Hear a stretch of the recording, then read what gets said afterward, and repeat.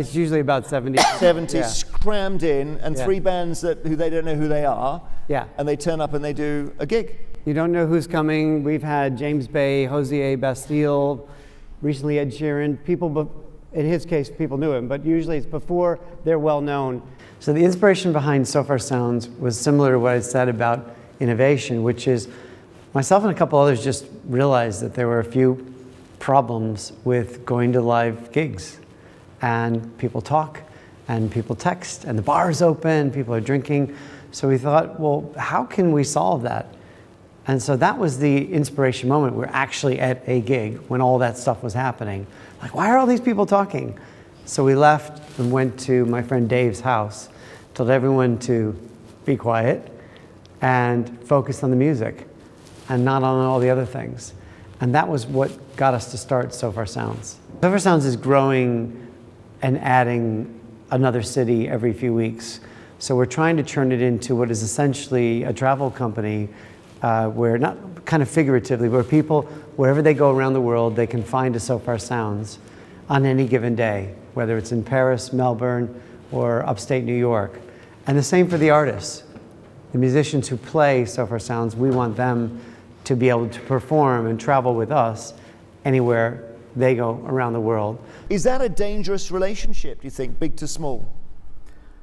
I mean, you can tell us how it's went, and usually it's treacherous. In this case, I think it went really well. It's extremely difficult for big company to gobble up small company, because what makes small company work is being nimble, is staying true to the founder's values, is just as worried about being good and bestowing some good upon the world as making money. Yeah.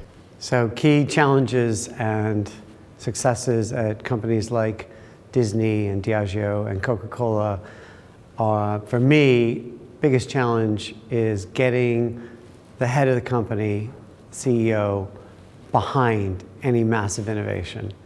And that's because it's so difficult to be innovative that you need the people running the company behind it to help get you through all the inevitable internal barriers and obstacles. To get the rest of the company engaged in innovation, you have to champion and reward people who do things that are exciting. And you have to build it into the way you work.